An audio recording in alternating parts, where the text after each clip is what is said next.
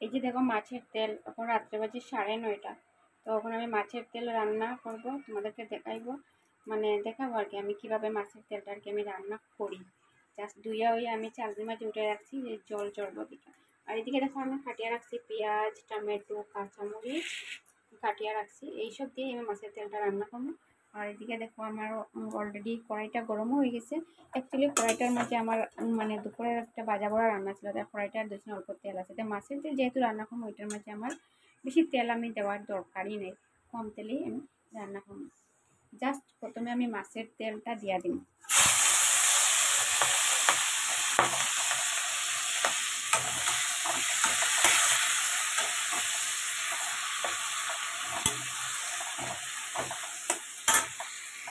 কইছি না তেল অল্প দিলেও চলে, দেখো এটা থেকে অনেক তেল বাইরেছে। কিন্তু এটা রান্না করার সময় একদম সাবধানে রান্না করতে হবে, কারণ এটা থেকে ফুটে, কিন্তু ফুটিয়ে কোনো সময় উপরেও পড়তে পারে, তো একটু সাবধানে রান্না করবা। দেখো অনেক অনেক তেল বাইরেছে এটা দিয়ে। এটা তেলও অত বেশি দিতে লাগে না, আর একদম অল্প তেল দিলে হয়। জাস্ট আর একটু কালার আইব। তো আমি তেলটার কালার দেখো একটু চলে আইছে। আর এই যে দেখো ফুইয়া পড়ছে, দেখো তোমরা এই সাবধানে তেলটা রান্না করতে হবে, ঠিক আছে। জাস্ট এখন একটু কালার আছে, তো আমি এখন পেঁয়াজটা দিয়ে দিই। মানে আমি যেভাবে রান্না করি আমি সেইভাবেই আমি দেখানোর কি চেষ্টা করি।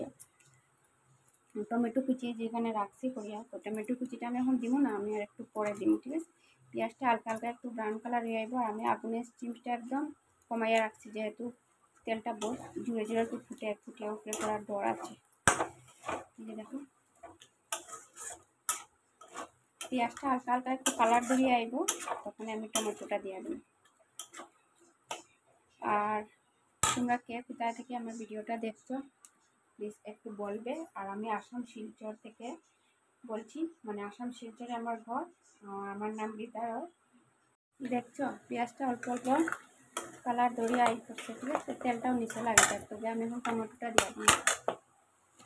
এগুলো সব কিছু আমি ভালো মতে একসঙ্গে আর কি ভাজা করে লাল লবণ,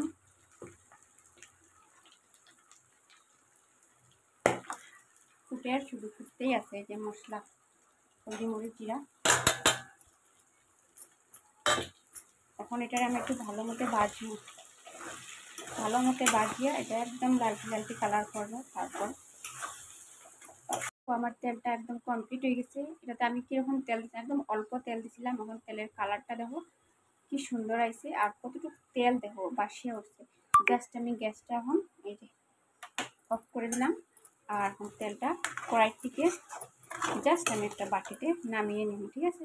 দেখো কালারটা দেখো, তেলের গরম ভাতের লগে দারুণ লাগবে কিন্তু খাইতে, জাস্ট ওয়াও।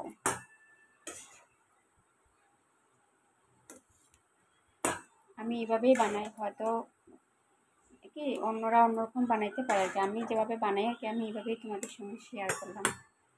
বাস কতটুকু তেল বাইরেছে দেখো এটা থেকে, এখনও দেখো কড়াইতে তেল আছে। বাস আমার ভিডিওটা এতটুকু পর্যন্ত দেখার জন্য